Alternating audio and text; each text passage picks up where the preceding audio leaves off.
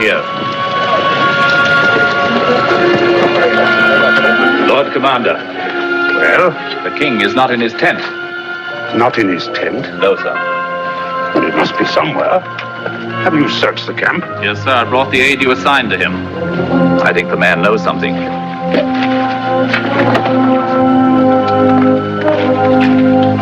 That is the man, sir. You were assigned to attend the king? Yes, sir. Where did he go? Sir, I cannot tell you. As your commander, I order you to tell me. The king pledged me to silence. Where is he? He went with a scouting party. Scouting party? What scouting party? Every night, so we send out small patrols to test the walls of the city. And tonight? Tonight, the waterway under the north wall. A patrol of 20 men under Captain Uriah. You let him go? I could not stop him, sir. We had finished the dispatches. The king stood in the mouth of the tent as the patrol went by. He looked after them, and suddenly he took up a sword and followed them. Take 100 of your best men and go after them. Sir. To arms, men! King. Iron 100! To arms! King of all Israel, out there in the darkness exposing himself to the enemy. Crawling on his belly like a common soldier.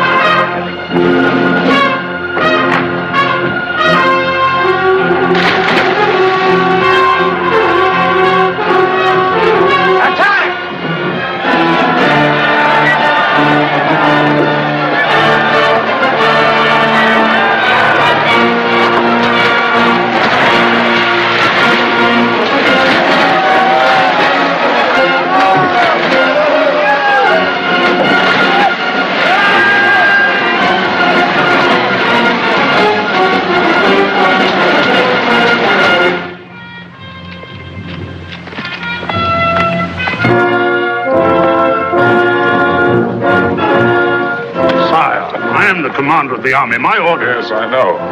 We'll speak of it later. Come in, Your Honor.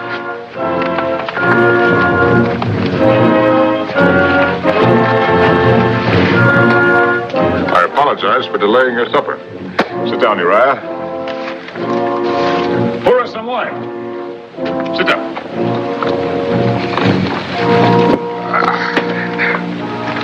Sire. You're wounded. Let me call the physician. No, let it alone. It's a long time since I've shed any blood.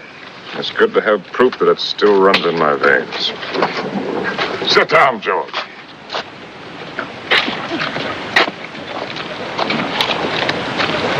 We must decide on our strategy, for Rabbah is well defended. Unfortunately, there are no Joshuas among us to command the walls to fall down. What would you do, Uriah? I can speak for the men, sir. Every man in the army would be glad to die for David. 1,000 dead, perhaps 2. 1,000 vineyards and flocks left untended. 1,000 women wailing on my doorstep. You have a wife, Uriah? Yes, sir. She will come to my door in tears. If I am unlucky. No, it is a certainty. In wartime, the best are always the first to die. Then her tears will be tears of pride. You're too young to know much of women and too brave, whereas I am a coward. A coward, sir? My men go into battle singing an old song. Saul has slain his thousands, and David his 10,000s. That was years ago, when I was captain of 100 like yourself. I was not the king. You will serve me better if you live, Uriah. Come, George. Remain seated. Continue with your meal.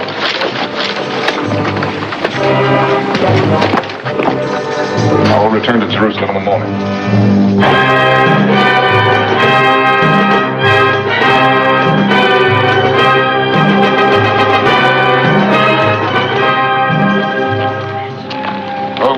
of Judah and Israel, live forever. The Pharaoh of Egypt sends greetings to his beloved cousin. The Pharaoh bids me prostrate myself before the great king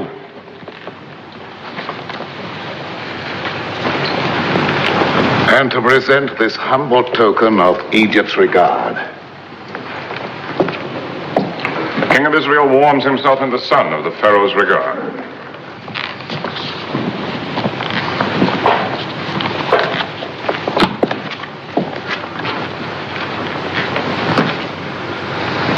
My beloved cousin, the Pharaoh, probably hopes that I'll cut my throat with this. Nathan, the prophet of God.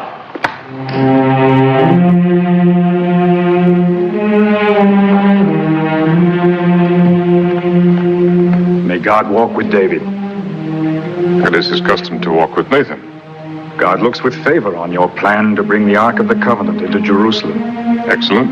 But as to your intention of building a temple to receive the Ark, he has commanded me to say this to you. Thus speaks the Lord. Should my servant David build me a house to dwell in? For I have not dwelt in a house since the day I brought the Israelites up out of Egypt, even to this day, but ever lived in a tent. Have I ever, in all these years, demanded that a temple be built for me? Now, therefore, I say to David, I took you from the pasture, from guarding your sheep, to make you shepherd over my people, even over all Israel. Yes, I understand. God sees no need of a temple. Is that it? That is his word. Very well, I leave such decisions to you. To God, sire. Whatever you like. You may take full charge of the arrangements to bring the Ark here from Baal, Judah. My father, will you hear my petition? Abner, my son, you need not beg for an audience. You promised me as the heir to Israel all the vineyards north of the Mount of Olives as far as the borders of Ephraim. Yet you have given the large vineyard on the Gibeon Road to Absalom. Did I? Only last month you said it was mine, yet Amnon claims it. I demand only justice. And what does Absalom demand? Justice, too. Then no matter how I decide, I am unjust. The vineyard belongs to Amnon. Thank you, my father.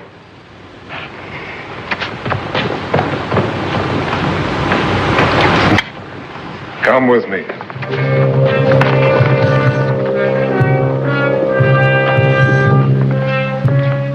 Try to understand my problem. Amnon is the heir. He's been anointed. If it became known that I favored you, it would weaken him in the eyes of the people. We both know that he needs all the strength that we can give him. We both know he is not fit to be heir. That I cannot help. You could anoint me in his place. Even if I wanted to, I am bound by the law. With our people, the law is everything. It is in their bones. It's only one vineyard, Absalom. I'll give you your choice of my own holdings. I want only what is mine.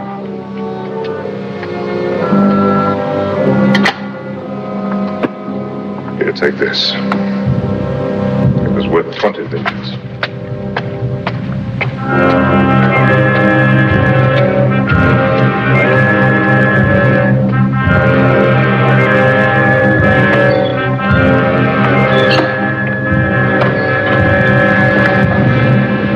Michael, I did not expect to see you here. Does my presence displease the king? Of course not. You're always welcome. If the sight of me is so welcome, why haven't you come to my chamber since your return? I had much on my mind. Yet you found time to greet your other wives. I was the first. And now I'm the last. If you had been with the others, I would have greeted you too. You remain aloof by your own choice. There was a time when you thought well of my aloofness. I make no objection to it now. Do as you please. How graciously. You give your royal approval. Your sarcasm is wasted. We both know that royalty is a fraud. It was no fraud when my father was king. I've never denied that Saul was every inch a king. And his successor, every inch a fraud. I will not argue with that either. Do you think that hanging his spear on your wall will make you royal? Michael, please. I have messages to read. Oh, I understand.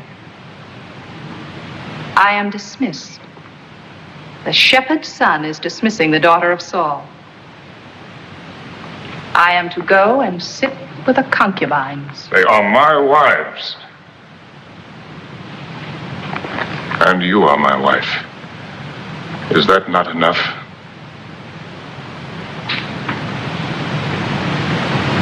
Why did you marry me, David? Why? Because I loved you. You lie. You have never loved anyone but yourself. David, meaning beloved. David, the beloved of David. Whatever you say. My love was wasted. You had no need of it. Is your memory so short? I had great need of it once. I begged you on my knees, but you deserted me. You refused to follow me into exile. You even dishonored your vows and let your father marry you to another. Against my will. You can say so. I cannot help thinking that real love would have fathered a stronger will. Then why did you take me back?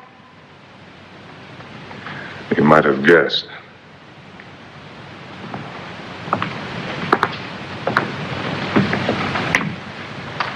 Without Saul's daughter at my side, the northern tribes would not have acknowledged me as king. By taking you back, I made Israel one.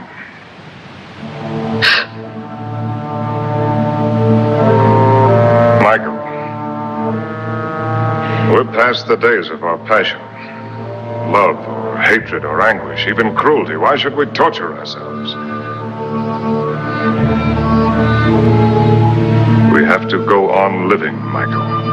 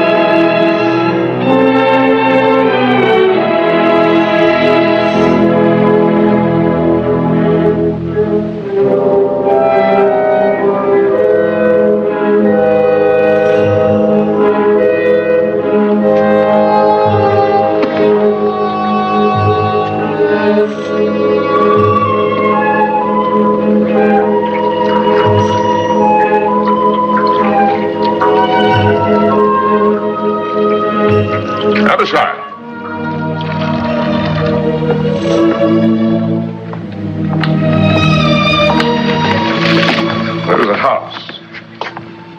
Over there. Under that big terebinth tree. You know it? Yes, sir. The house of Uriah the Hittite. Uriah the Hittite? He's a captain with the army. Yes, I know him. Does he by any chance have a sister? No, sir. He has a wife. A Hebrew woman of Benjamin called Bathsheba. Bathsheba. During my visit to the army, this Uriah's gallantry was called to my attention. It's been in my mind to reward him. Perhaps in his absence, his wife could accept the reward. I'll send for the woman in the morning, sir. No, send for her now. She shall dine with me tonight. Yes, sir. You're not eating. I dined earlier, sire. It is my custom when I am alone. As a soldier's wife, you have good reason to hate the king who keeps your husband from your side. The king does what he must. His needs are the kingdom's. Not all of them.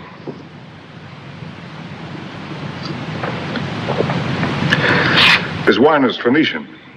I find it mellower than ours. It has the blandness of the sea air. Have you ever visited the coast? No, sire. I lived for several years among the Philistines. A cold people, like their sea. We Hebrews are of the desert. We breathe its wind and our blood runs hot with it.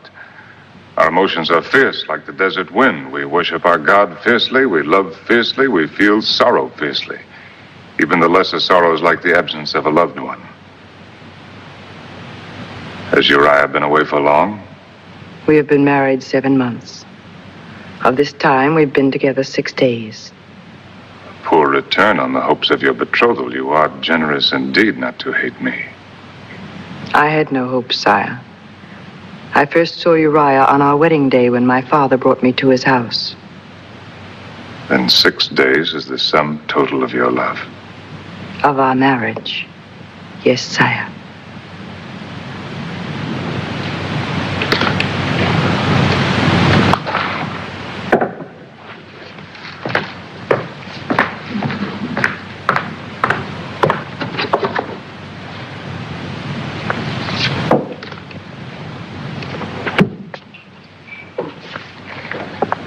One of the vanities of kings is that they think virtue can be rewarded with a bauble.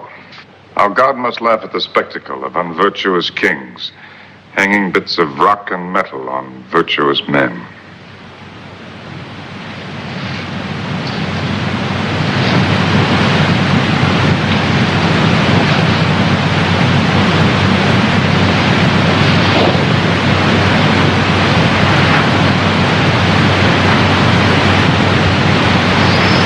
That is for virtue.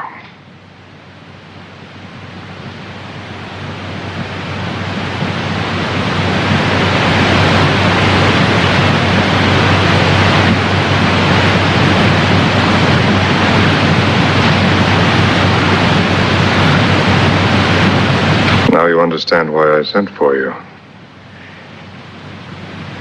My understanding is not necessary, sire. Why not? You are the king. Is that all? Well, leave the king out of it. Think if any man would be content with such an answer. What other answer can I give, sire? You have sent for me and made known to me your will. What else is there for me to say? In Egypt, that would be enough. There, the Pharaoh has certain rights he can command, but even if I had the right, I've never used my power to take anything by force. All that I have ever had has been given to me. Freely, without restraint. Even Israel, I refused the throne until every elder of every tribe had come to me and begged me to take it. It's been a kind of pride. My pride, never to force myself on anyone. So I said nothing to you until you told me that there is no love in your marriage. Yes, you told me that. And so did Uriah. His dream of glory is his wife in tears. You'd better go.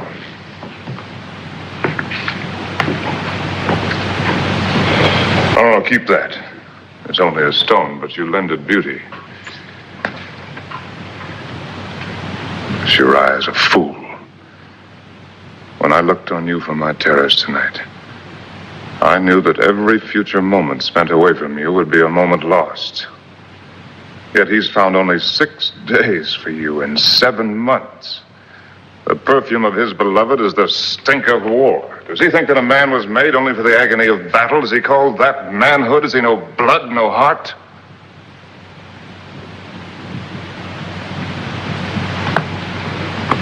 Now go.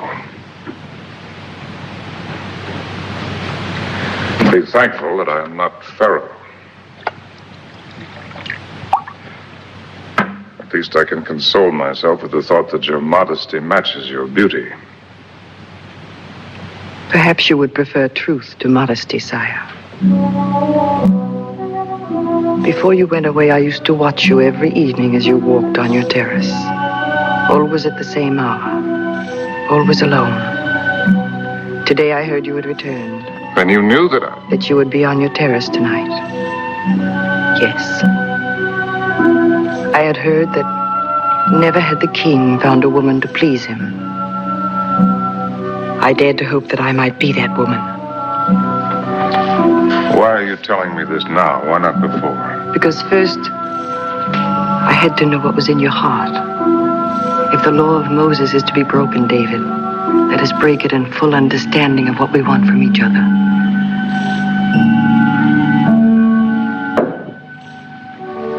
No, please. I'm not finished. There are women you could send for and send away again. I am not one of them. What do you want? To please you. Have I not made it plain enough that you please me? I'll never send you away. If that is what you want, never as long as I live. No, David, that is not all I want. Think not of this one night, but of all the days and all the nights to come. Think if I can give you what you need for as long as you live. As your wife. But you're not free.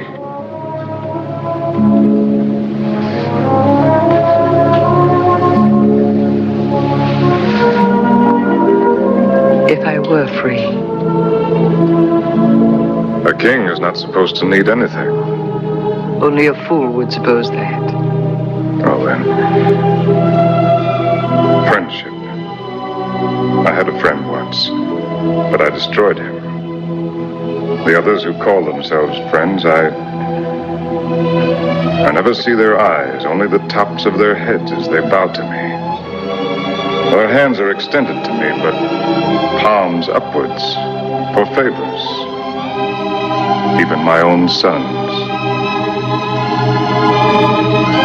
Will I see your eyes, Bathsheba? You will see them. And my hand will be in yours. That much is easy, David. I'm only a man, Bathsheba. I need someone to understand that. I need the kind of understanding that only one human being can give to another. I need someone to share my heart. The man I watched from my window was not the king, but a man whose heart is well worth the sharing.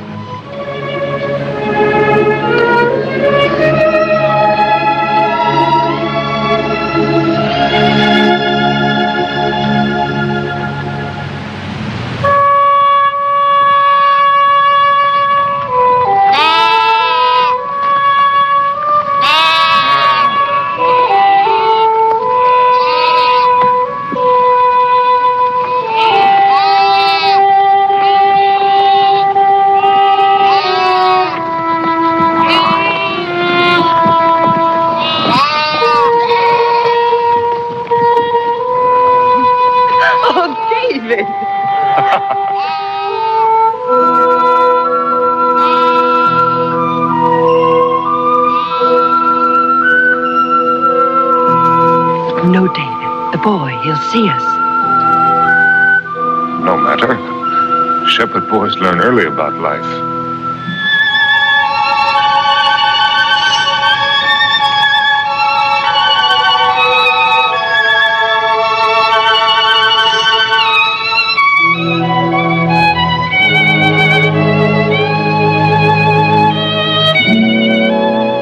Did you, David? Did I what? Learn about life early. Before I was 12, I knew almost everything there was to know about life. And death. At 12, I'd killed wolves. 13, a man. Tell me. Not about the killing. Tell me about the boy you were.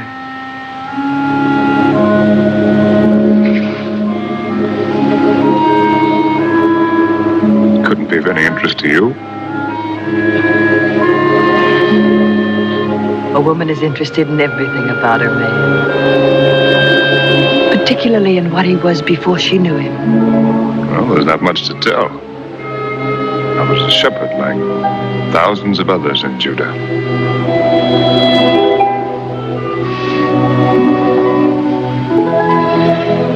You slept out under the stars. Did you dream, David? What did you dream about? Surely a man is entitled to the privacy of his dreams. Then they were of women. Naturally. A whole procession of them. And every one of them ravishingly beautiful. I'm jealous of every one of them.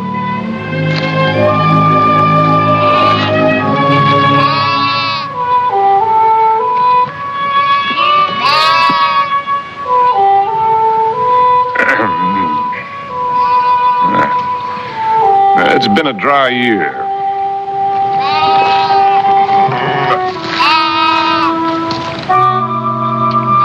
The shepherds are driven early to the wells. Once when I was a boy, we had a year when even the wells went dry. By midsummer, we were slaughtering sheep, saving only the ewe lambs. That was the year that I fought the wolves. Tell me. Well, they've been made desperate by hunger. I fought them for 8 hours with my slingshot. In the morning, 6 of them lay dead. And you were only a boy. Oh, I was quite a hand with a sling. Here, I'll show you. May I try your...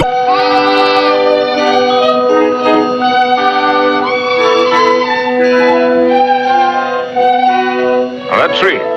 Watch.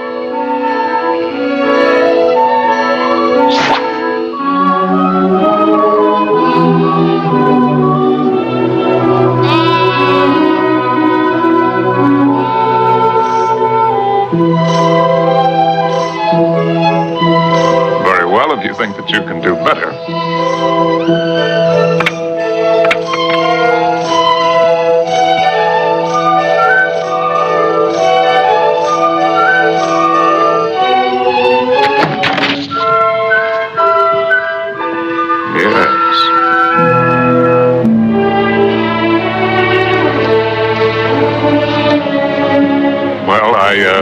I lack practice.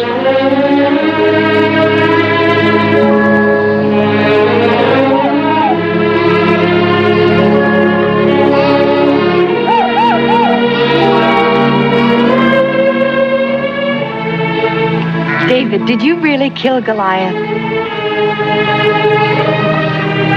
After seeing me with that sling, how could you doubt me? Was he truly as big as they say? Well, I will admit that he grows a little bit bigger every year.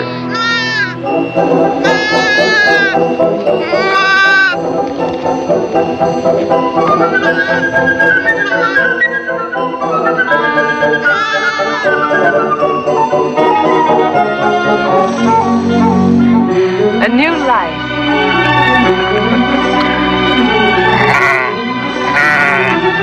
Oh, that's his mother. She's caught in the brambles.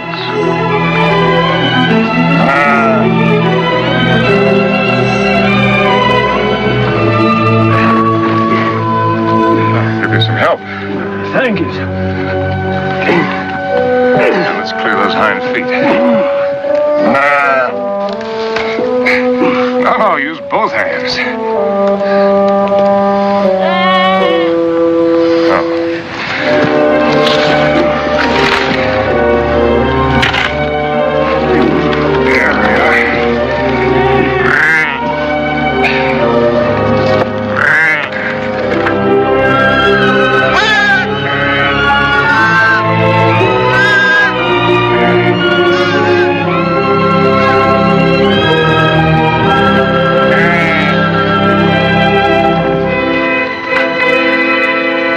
An old soldier, sir. Fought for the king. David? Not him, sir. For the king. King Saul. It was in his last battle. There, at the Mount of Gilboa. It's peaceful now. Good grazing for the flocks, though we lack rain this year. But that day it rained blood. Yes. I saw the king die. Saw him fall on his sword when he knew the battle was lost. Tell me, did you also see the king's son die? Jonathan. Yes, sir, I did. You see that rock that juts out from the face of the mountain?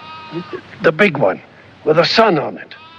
Prince Jonathan stood there with a loyal friend on each side of him. He fought there the livelong day. His friends went down, but still he fought against tens, then against hundreds. They overwhelmed him. Those Philistines and their brass and heathenish helmets. It was a black day for Israel. The king gone, Jonathan gone. None worthy to take their place. Yet Israel found a king in David. Saul was king. Jonathan should be king today.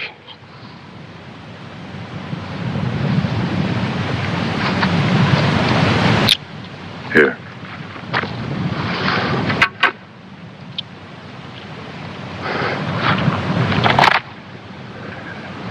Thank you, sir. Thank you kindly.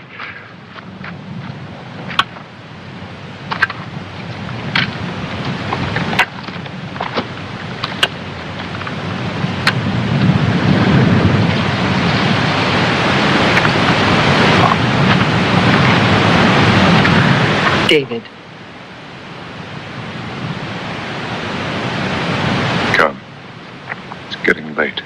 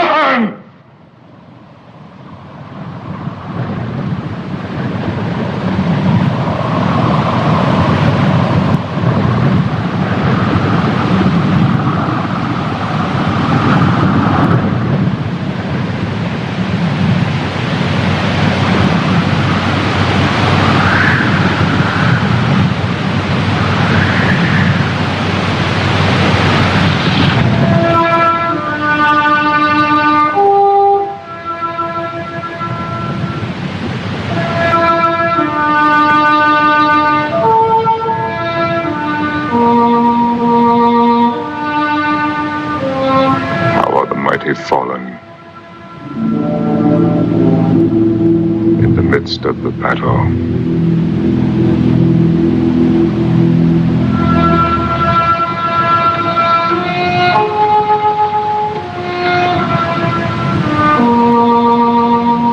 Oh, Jonathan,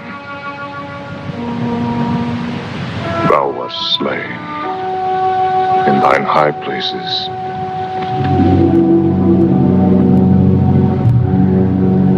I am distressed for thee, my brother, Jonathan.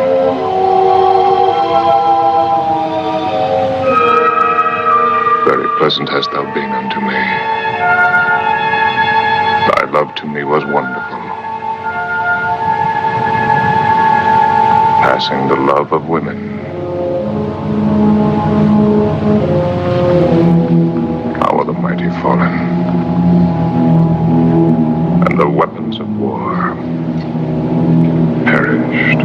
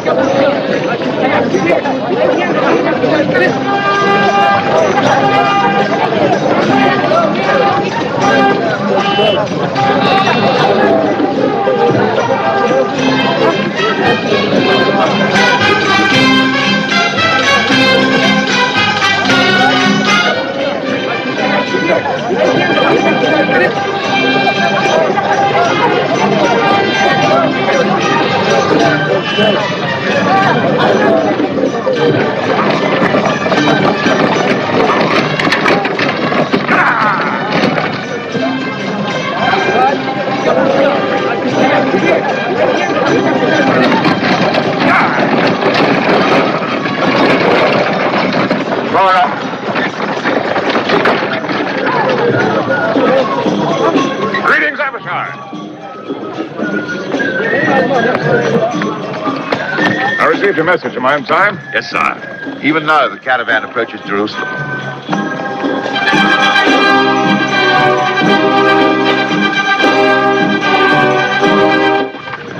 Look, Bathsheba.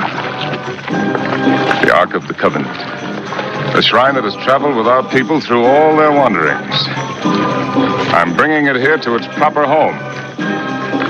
Get in, Abishai. I'll go down to meet Nathan. You'll take Bathsheba to her house. I beg you!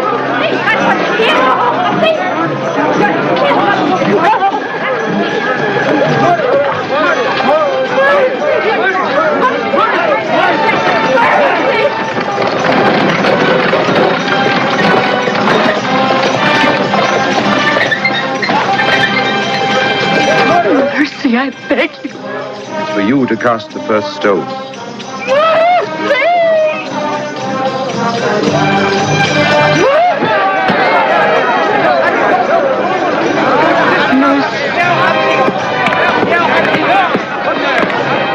An adulteress, sire. She betrayed her husband in the arms of another. She was judged and condemned under the law. Go. Take her home. Up!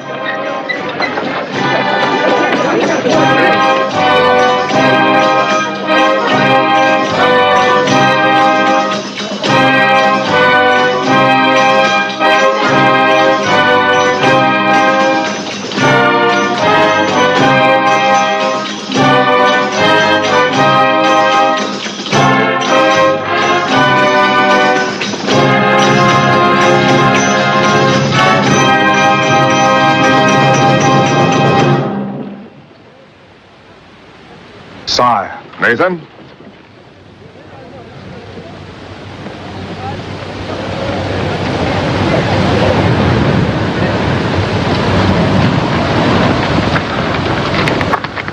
God's design is a strange one, Nathan.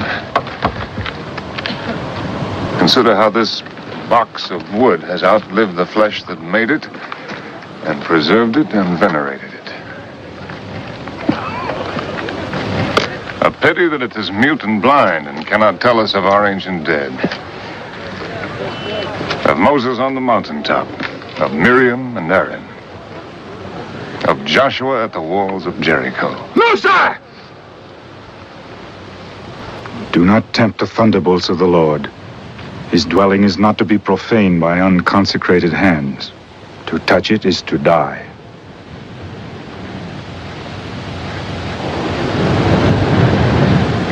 As you say, Nathan.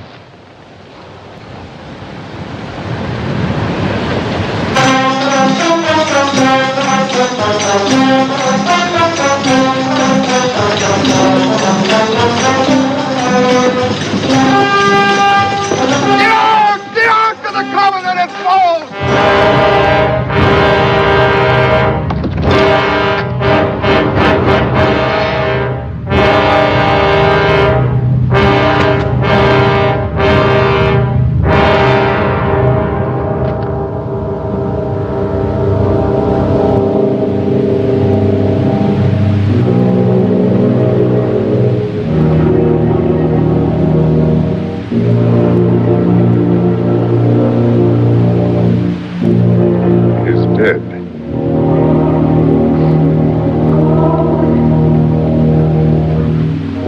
Take heed and bear witness to what they have seen, that the people may know the will of God. Time is not right for the entrance into the city. Unhitch the oxen. Let a tabernacle be erected on this spot. Let the ark remain here outside the walls until God has signified the appeasement of his wrath.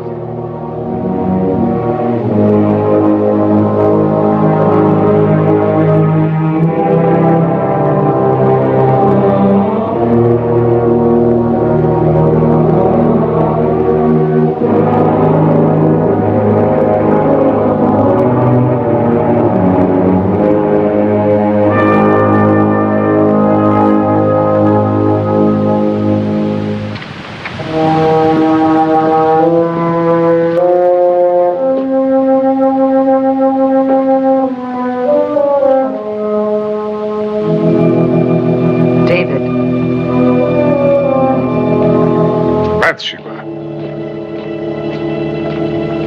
You shouldn't have come here. I had no choice. My news would not wait. David, I bring you trouble. Our secret is no longer a secret. Who has learned it? No one yet. But soon all will know who have eyes to see. I'm sure now of what I have feared this past week. I am with child. Beloved.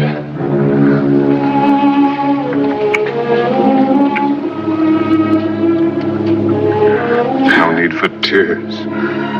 You bring me only joy. What man would not be happy to learn that his wife will give him a child? I am not your wife. You are my only wife. Please, beloved, do not be afraid. I am not afraid. Soon enough, we must all go down to Sheol. My tears are for our child who will never see the light. Bathsheba, listen to me. You will not die. The law says that I must. They would not dare. I am the king. The Israelites have had kings for less than 50 years. They've had the law of Moses for hundreds. Then I will give them their kingdom. You and I will flee into Egypt. No, David. Your life is marked out on a certain course. Even you cannot change it. It is God's design.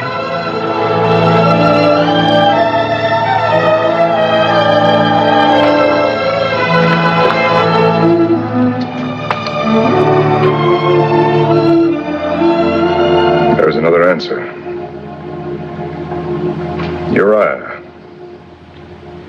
Uriah is a soldier. Soldiers die every day in battle, and not always by enemy hands. No, David. Even our love could not bear the burden of such a crime. The crime lies in the chance that I was born a Hebrew. In any other nation on earth, Uriah's life would be forfeit. It would be no less a crime.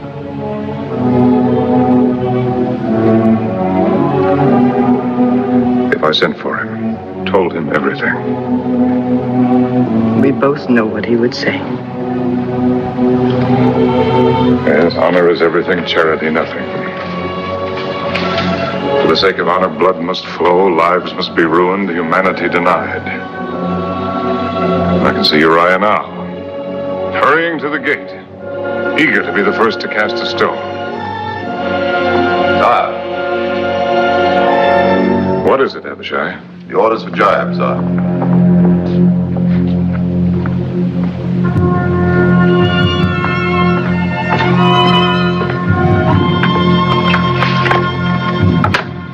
Yes.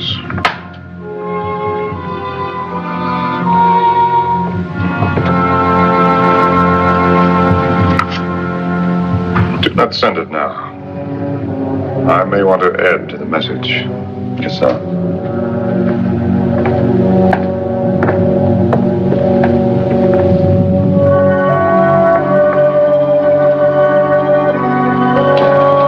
There is another way. Perhaps it will solve nothing. But at least it will gain us time.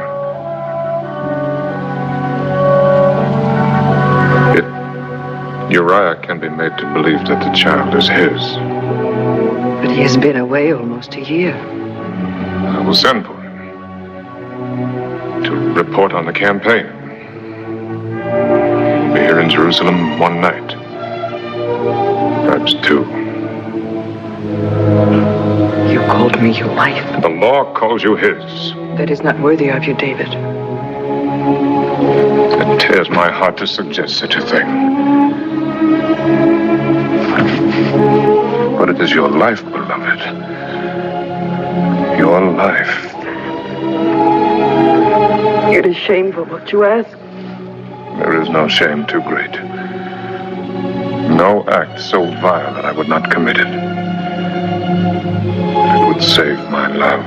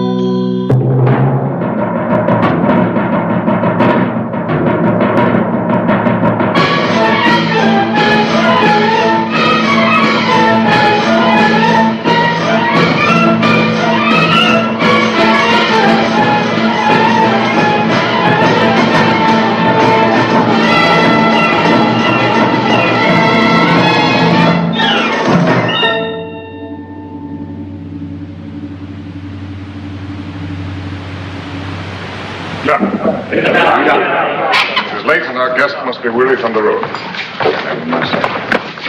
Come here. Absalom, my son, it is many days since we've seen you at the palace. I've been in Judah, sire, tending to my vines. And do you expect a good yield from your vines? I have no reason to be dissatisfied, sire. In such a bad year. You're to be congratulated. I should like a word with you in private, Uriah. I'm at my king's service. I will not keep you long. You must be eager to go home. To your wife.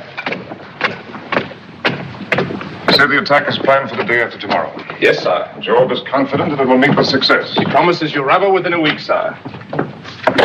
With your permission, sir, I plan to return to camp early tomorrow so that I may lead my 100 into the battle. As you wish. Abishai will have dispatches for you to carry. But if you desire to remain in Jerusalem longer... My only desire is to serve my king. I might believe that. But you have a wife. My wife is nothing, sir, beside my duty. Sit down, Uriah. They say she's very beautiful. As women go.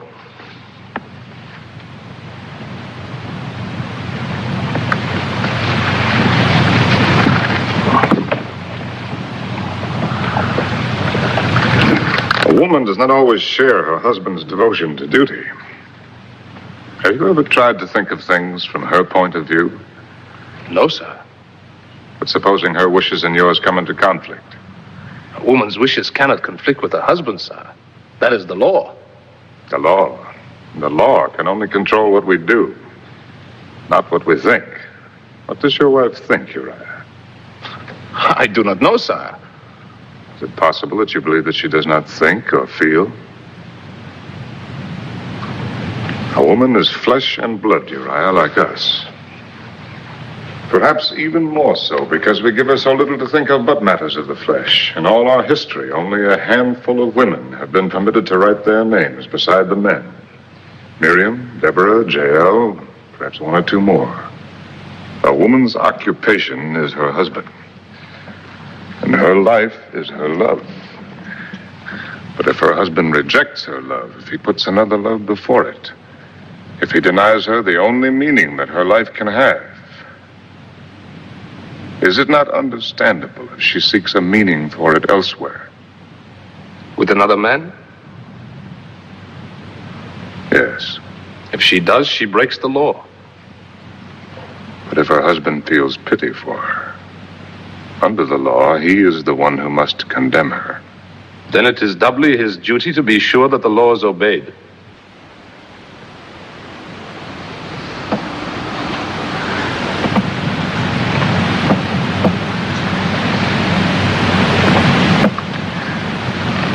Would you condemn your own wife, Uriah?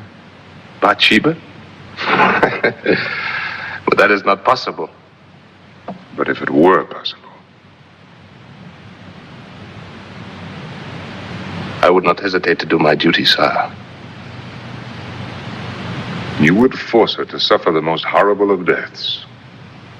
Let the mob drive her like a dog through the streets to the city gates. Watch the cruel stones strike her flesh. Yes, sir. If she had broken the law.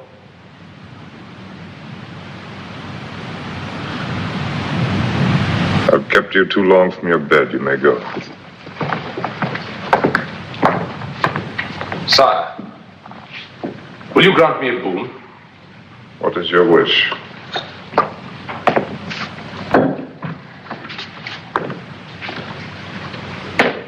When Abishai prepares the dispatches, let him say this to Joab in your name.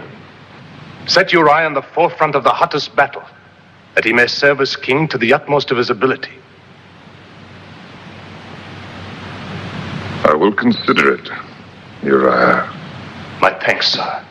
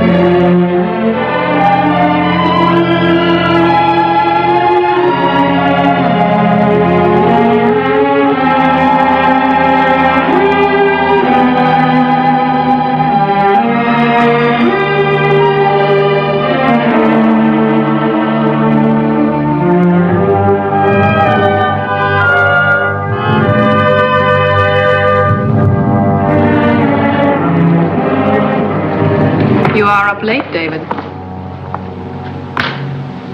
So are you. I thought I might be of comfort to my husband.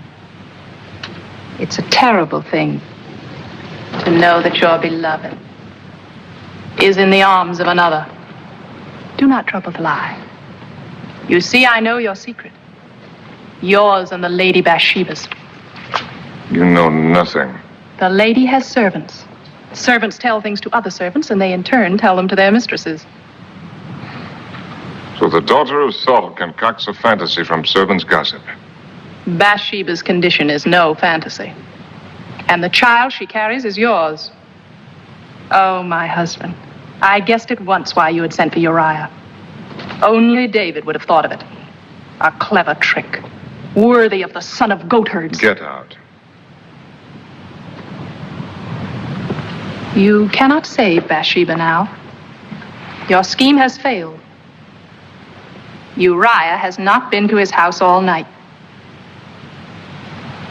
Even now, he sleeps here in the palace with the officers of your God.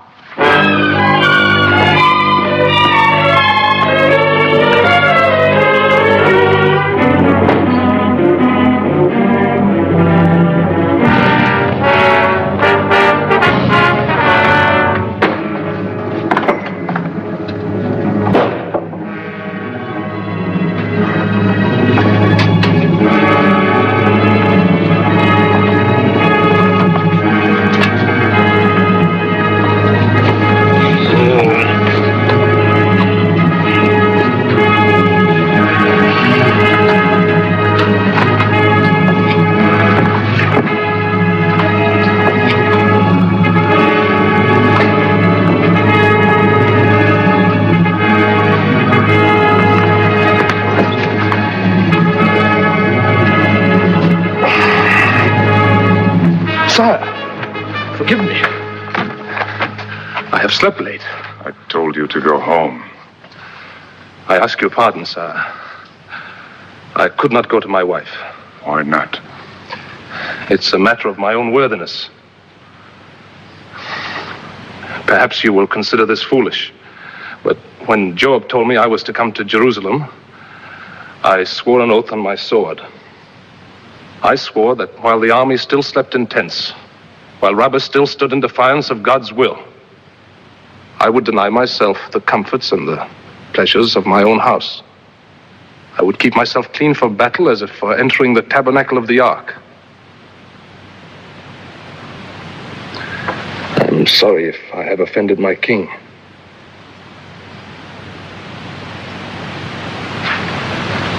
If the dispatches are ready, I will go. You fool. You succubus lion.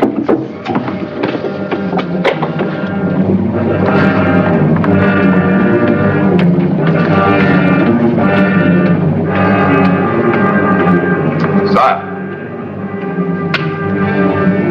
Dispatches for Joab, sire. Dispatches.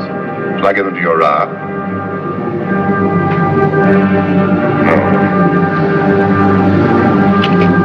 No.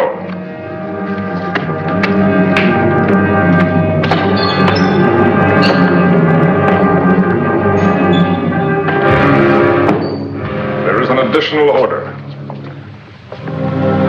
Set Uriah in the forefront of the hottest battle. It is his own wish, Abishai. Even his own words.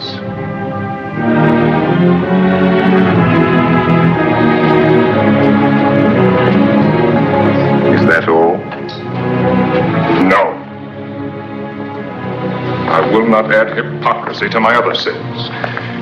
Even if Joab should understand what I intend, I cannot ask him to share the burden of my guilt.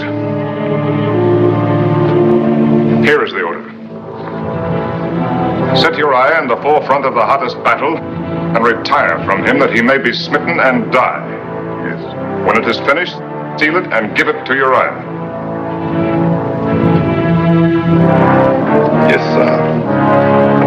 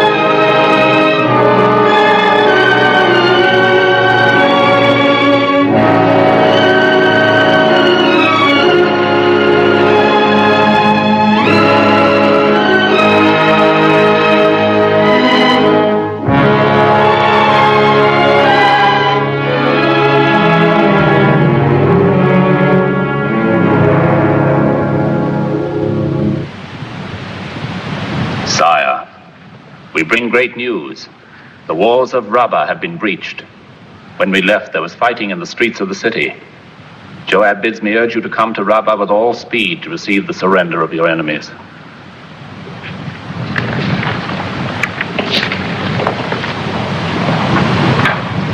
And our dead?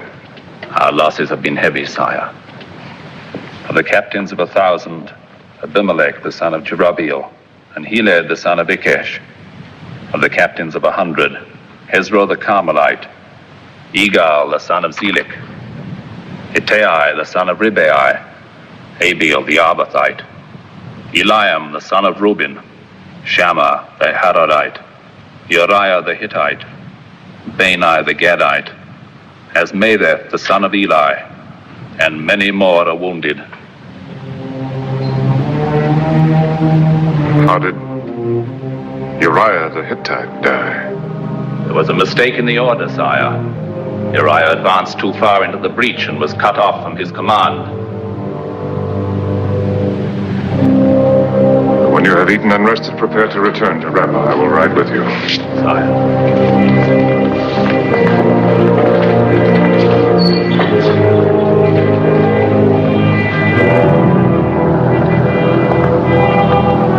Sire, Lady Bathsheba's servant is waiting for your answer. Go to Bathsheba. Tell her that Uriah is dead. Help her to prepare for our marriage at the end of her month of mourning. Will you not go there yourself?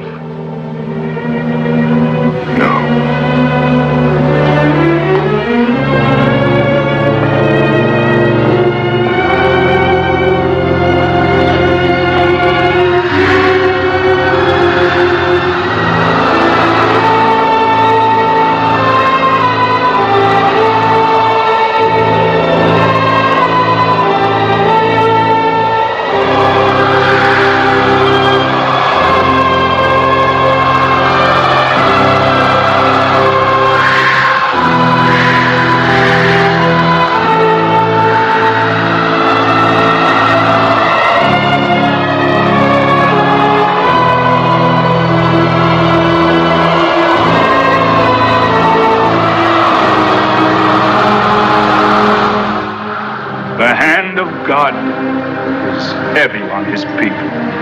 Thus speaks the Lord. I will withhold the rains and cause the fields and vineyards to dry up and the flocks to grow thin. I will waste the land with drought, the people with famine. Yea, I will smite Israel for its sin against me. Woe unto Israel! Woe unto my people who have sinned. What sin, Nathan? The Lord has not vouchsafed to me its nature.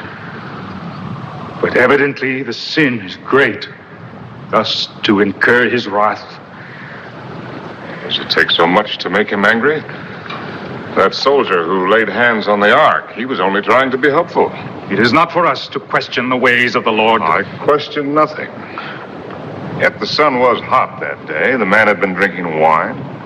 All were excited when the ark began to fall. Is it not possible that the man might have died naturally from other causes? All causes are of God. We've had droughts before, Nathan. I'm buying grain in Egypt and Philistia.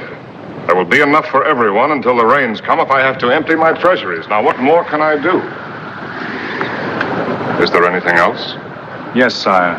I have sat in the gate and listened to the people talk of the king. What do they say? They say that David is no longer David. They say that he neglects his duty, that he is often away from the city.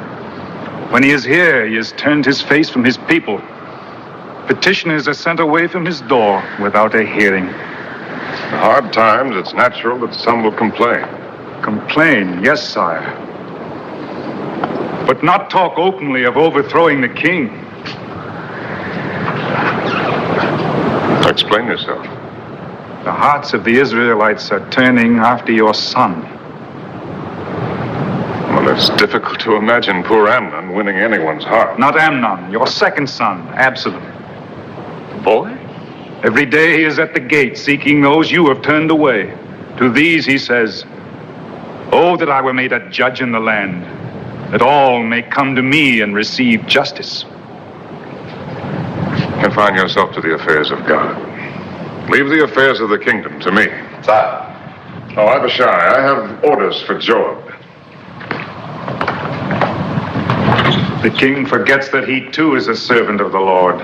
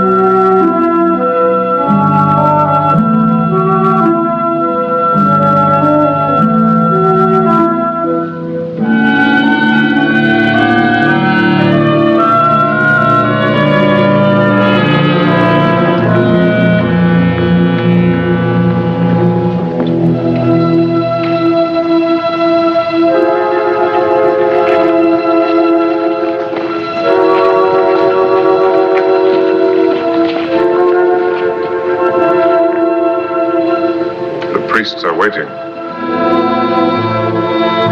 I have been waiting these days and weeks, waiting for a word from the one who called himself my lover, for a sign that all of his promises were not lies. Beloved, do not call me that. Even the word is a lie. If you still loved me, you would not have avoided me. You would not have left me in darkness, alone with my fears. You know that I was called to Reba. It is a week since your return. They are waiting. Let them wait. There will be no waiting. I will not try to justify my behavior. But even if I have earned your hatred, you know why the wedding must take place. I could more easily find courage to face the stones of the mob. If our marriage is no more than an act of charity on your part, then say so. If I have lost your love, tell me, and I will trouble you no longer. I am not a beggar, David. Beloved, it is I who am the beggar. I beg your patience. If you love me, say no more. Take my love on faith. It is yours, and will always be yours.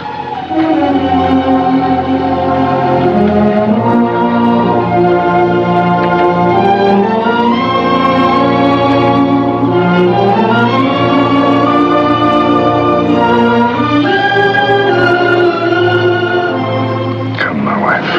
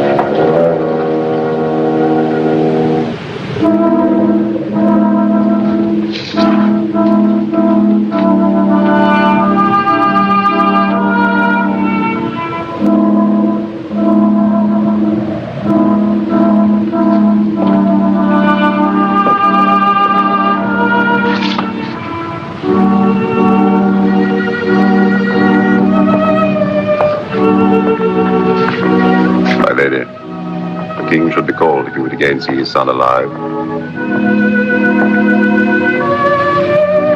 Call him.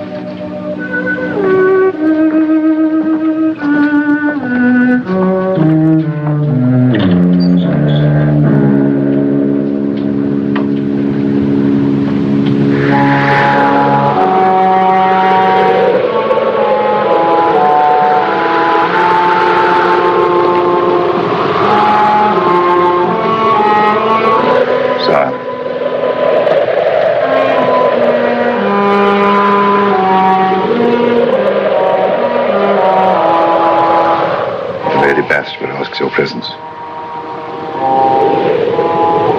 The child is better. No, sire.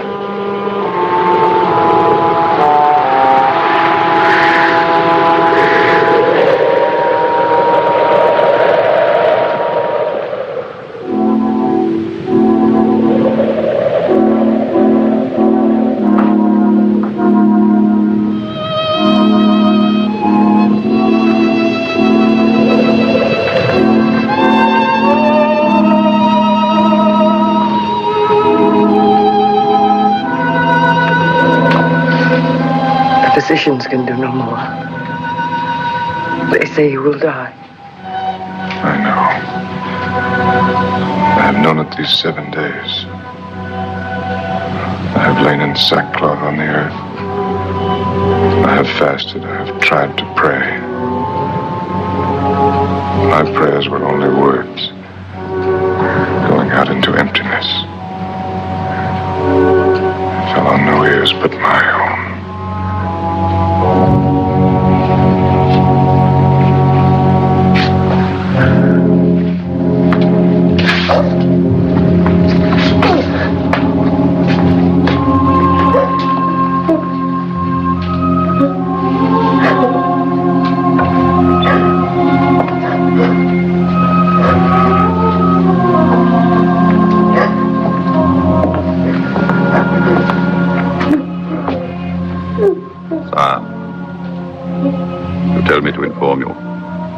The ambassador from Egypt has arrived.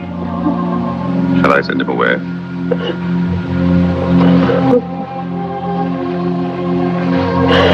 Now I will go down.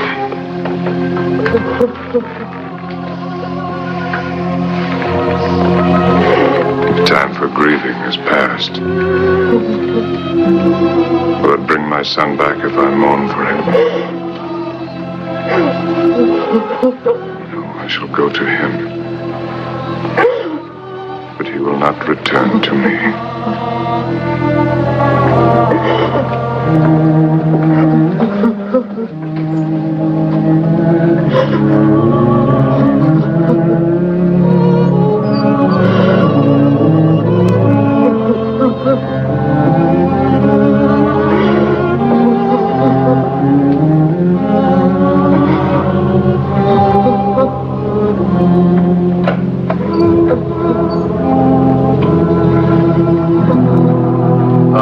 Pharaoh pleads for his cousin and for the people of Israel. But alas, the Pharaoh's storehouses are empty. There is barely enough grain to feed Egypt. The heart of the Pharaoh cannot bleed, for it is bloodless. The storehouses of Egypt are full. My sacred Osiris, I swear to you I speak truth. Dog of Egypt, you lie. And your master lies. This is only what I expected. Charity is not to be found among the virtues of those who make gods of vultures and hyenas. Now go. Nathan, the prophet of God.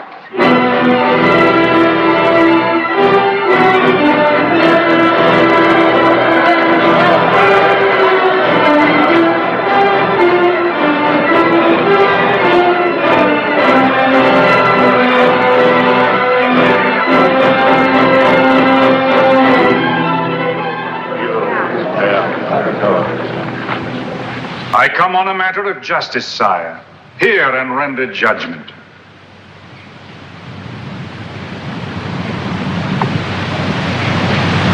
You may speak.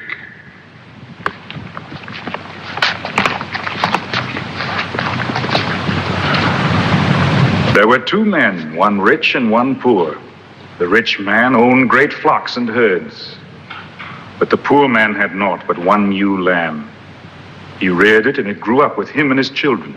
It ate of his food and drank of his cup, and it was like a daughter to him.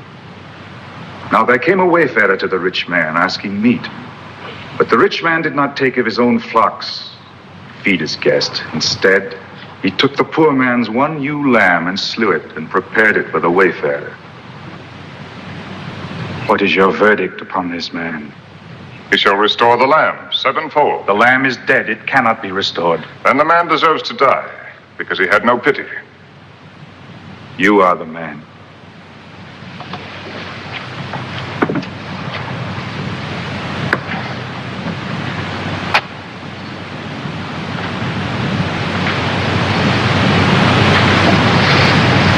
You have made me pronounce sentence upon myself.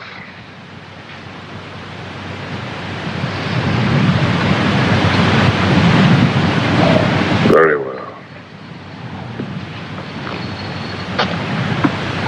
It is done. And there is no appeal.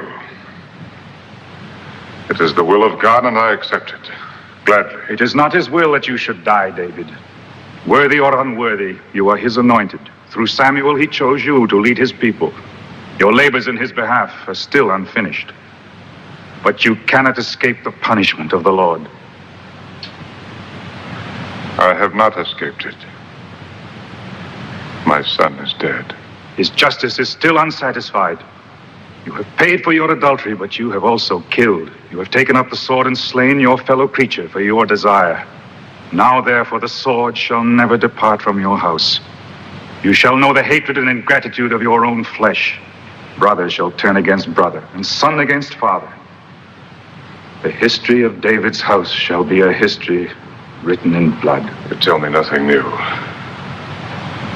I am content. Even so, the tally of the Lord is not paid. The woman has been denounced. She also must expiate her sin. She has lost her child. Is that not enough?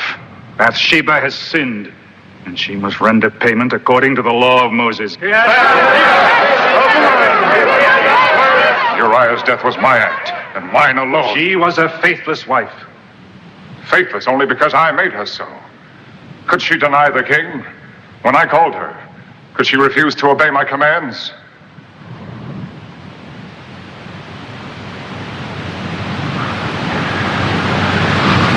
No, she would never lie for herself. And I will not lie for her. But even if she sinned, she has done no evil. She came to me with love and tenderness. She lifted up my heart. She has brought no evil with her. She has brought adultery and murder. She has brought the drought and the famine. She has brought the wrath of God upon Israel. They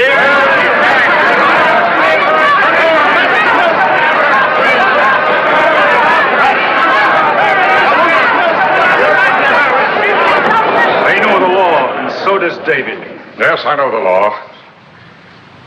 Where are the accusers? Under the law, they must cast the first stone. Where are those who will say that I knew Bathsheba before our marriage?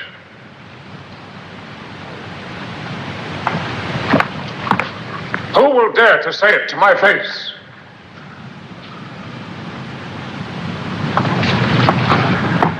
So there are no accusers. You have none.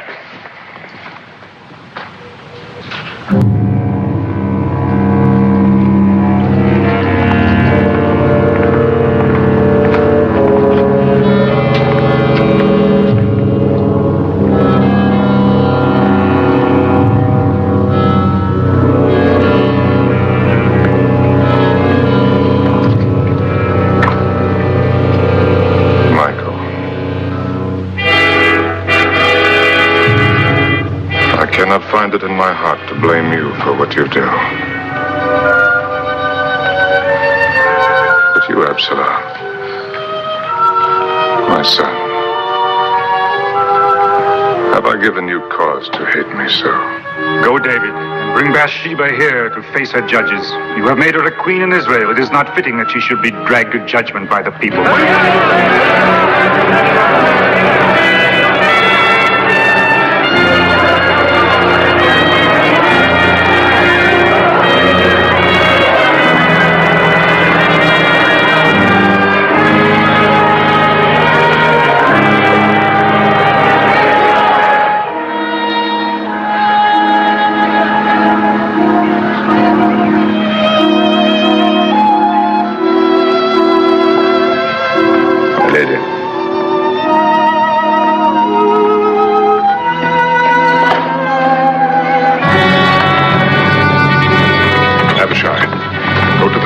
Get horses.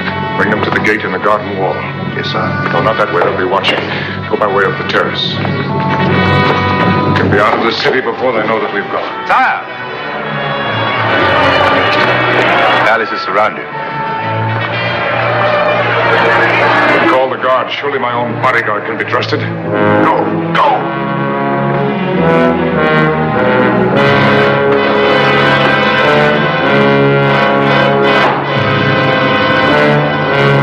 No, David. We cannot fight against the will of God. A God who punishes the guiltless. I am not without guilt, David.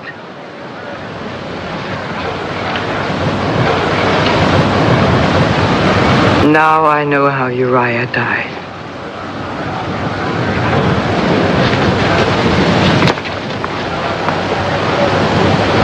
I think I really knew before our marriage. Knew and put it from my mind. I lacked the courage to face the truth. My guilt is as great as yours. Greater. Because I let you bear the burden of it alone. I killed him. I wished him dead.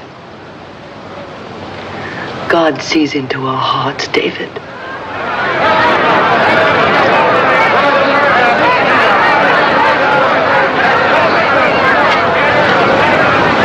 I am ready. But I cannot let them take you. I cannot let you die.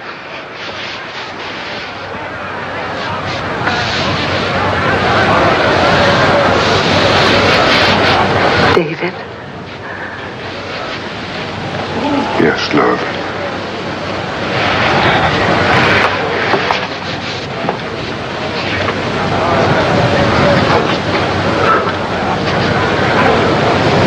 In all our time together, you have never played for me. Something from your boyhood.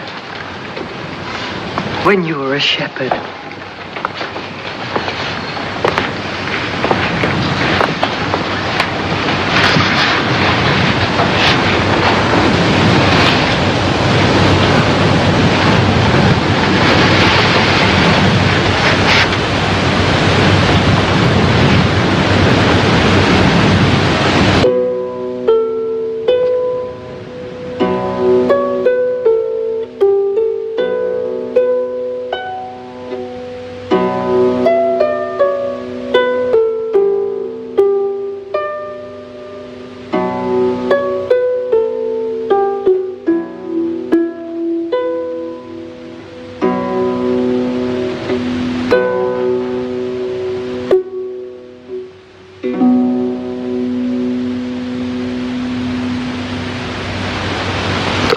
My shepherd. I shall not want. He maketh me to lie down in green pastures. He leadeth me beside the still waters. He restoreth my soul. He leadeth me in the paths of righteousness for his name's sake. Yea. Though I walk through the valley of the shadow of death, I will fear no evil, for thou art with me. Thy rod and thy staff, they comfort me.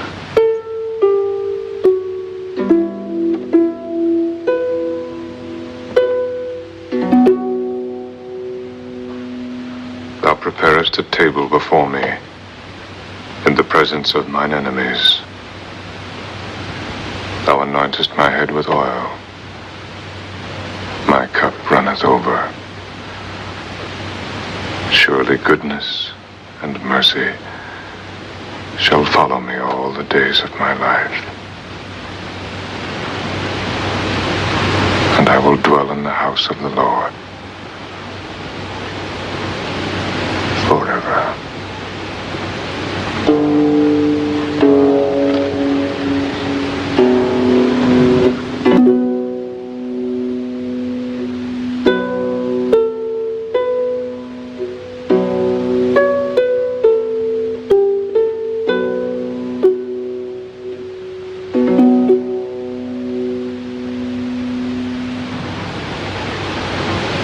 Goodness and mercy.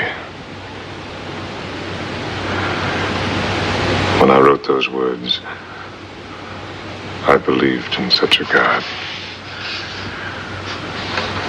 I was only an ignorant shepherd boy. There was no one to teach me about God. So I taught myself. I saw him in the hills, in the trees, in the miracle of the birth of lambs. I felt his mercy when the wolves had fled and my flock was safe. When spring broke the grip of snow and ice. When the cool wind blew after the heat of the day. I saw his splendor, the flowers blazing on the hillsides,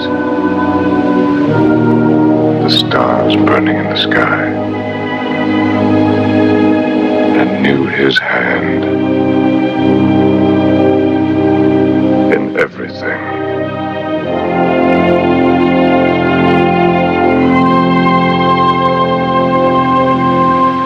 Then I wandered from him. I tried to find him again. I had lost him. Somewhere in Saul's court. Or when I roamed the desert in exile. Or in the camp of the Philistines. His image paled in the lights of the cities. And his voice was drowned, quarreling and scheming of the ambitious and the mighty. And now Nathan has found him for me. Not the God of my boyhood days, but a God without mercy. A God who thinks only of his justice.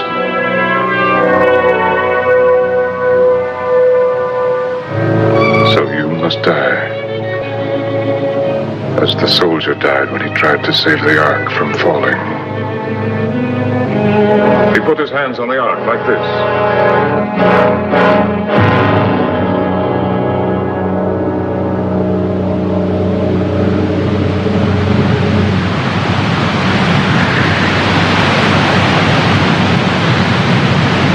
You shall not die.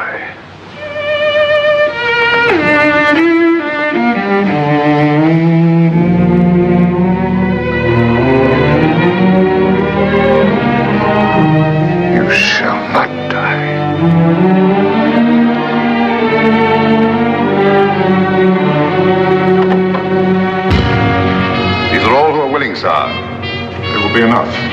Take your stand at this door. If anyone tries to enter, cut him down.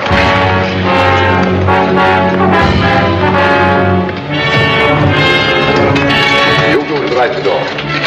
You to the left. Two at the wall. You two at the stairs. You two at the head here.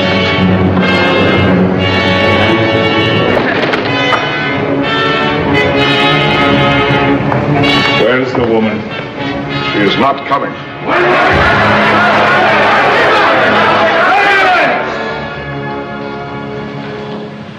He is the king.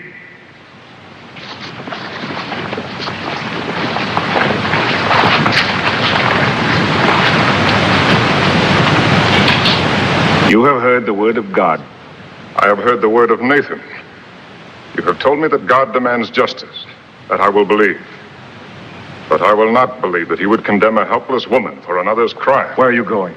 To the tabernacle. If God is what you say he is, if this is truly his justice, then let him speak for himself. Will you go to him in anger? He has shown me nothing but anger. He has turned his face from me. It was David who first turned his face from God. Once there was a David who knew how to pray, who sought nothing for himself at the hands of God, who found his strength in faith alone. If that David still lives, his God will not deny him mercy.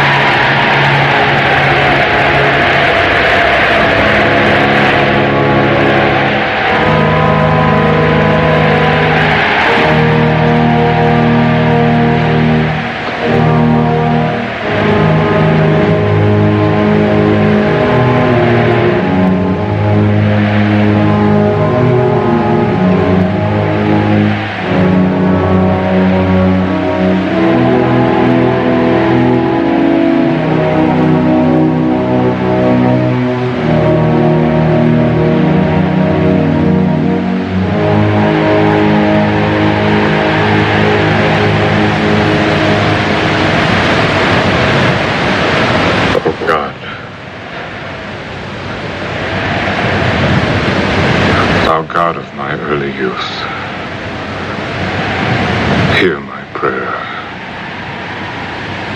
Let thine eyes,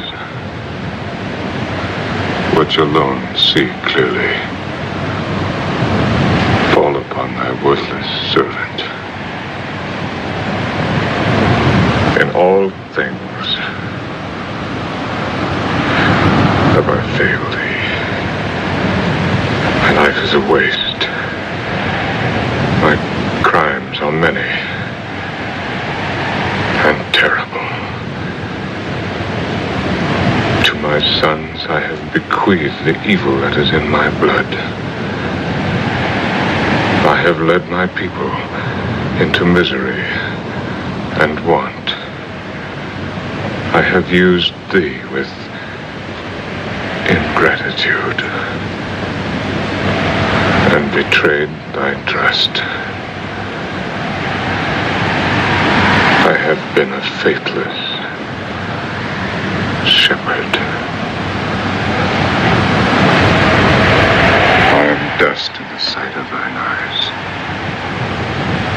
I am less than the meanest creature crawling in the earth. And yet, O God, I am also thy creation. Take not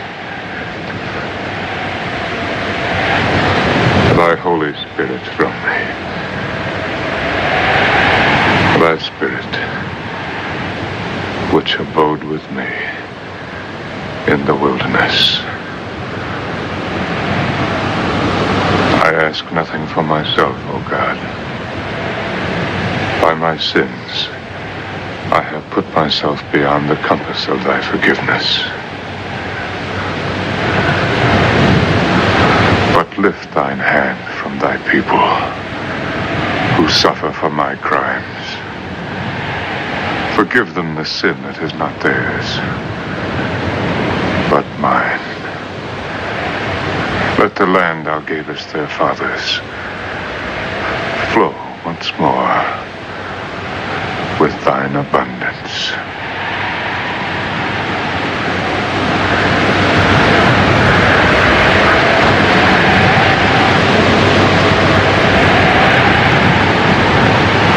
Let Bathsheba live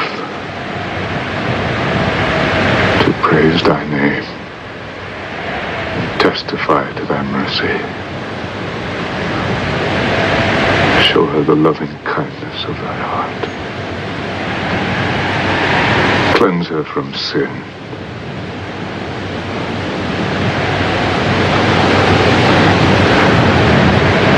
And let thy punishment fall on thy servant who has earned it. Look not on the sinner who comes before thee, but on the boy he was, who loved thee, and who would have died for thee.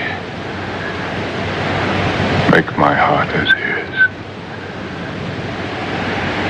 Let the boy live again in his innocence. Grant him thy mercy, and take this David's life.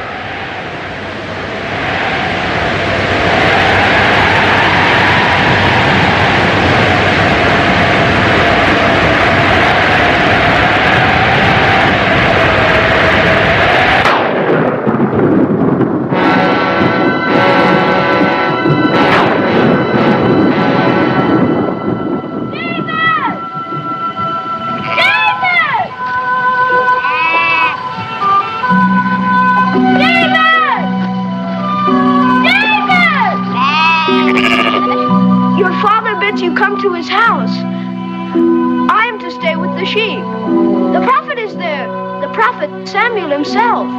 It is said that he comes to choose a king over Israel.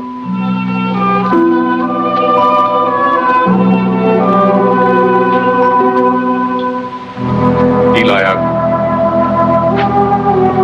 Abinadab, Shammah.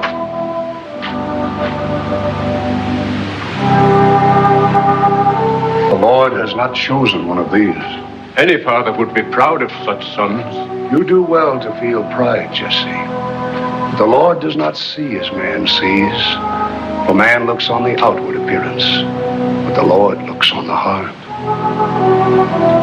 Who is this? My youngest son, David, who tends the sheep. But he's only a boy. A dreamer, a singer of songs. Come hither, David.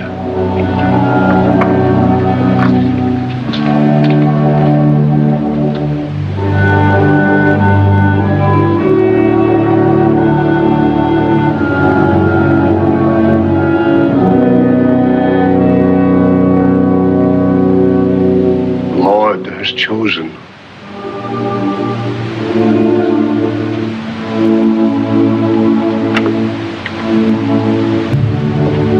Honor him, David. Walk in his light, and you shall serve him as few are permitted to serve.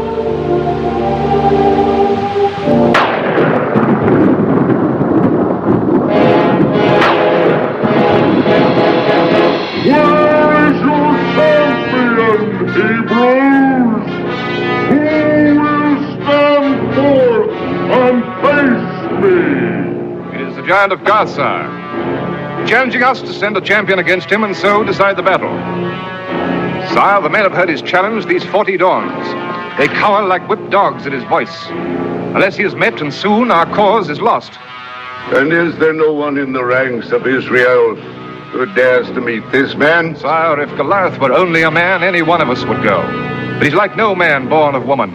His height is 6 cubits and a span, and his spear is like a weaver's beam. They are dogs indeed to run before one Philistine. Is there no courage in Israel? Sire, courage alone is not enough. No arrow can pierce the giant's armor. No spear can thrust beneath the reach of his arms. He casts his spear 100 long paces. We call ourselves the chosen of the Lord. Are we to let the enemies of God take Israel because we lack a champion? Sire, I will meet Goliath. Who is it that speaks? Come forward.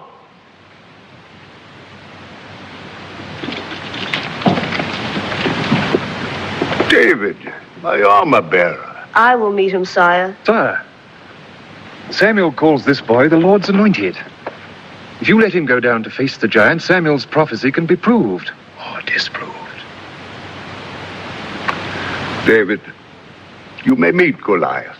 No, David. Father, he is my friend. Silence, Jonathan. Go, David. With God, David. Is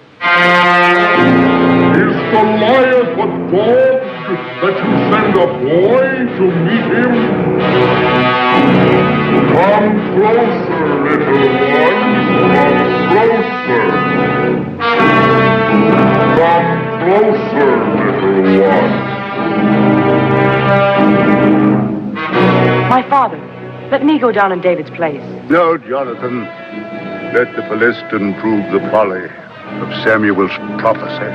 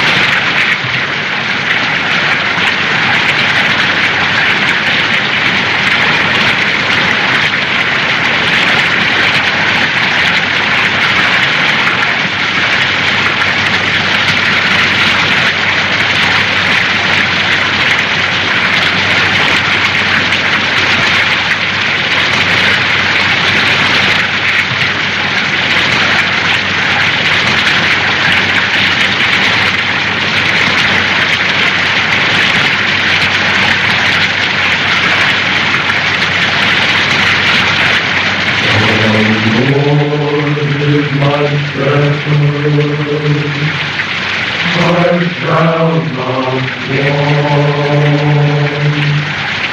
He maketh me to lie down in green pastures.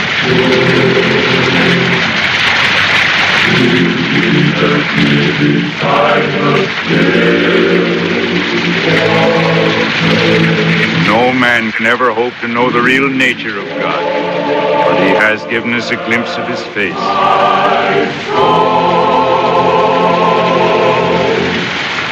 He leads me in the paths of righteousness for his name.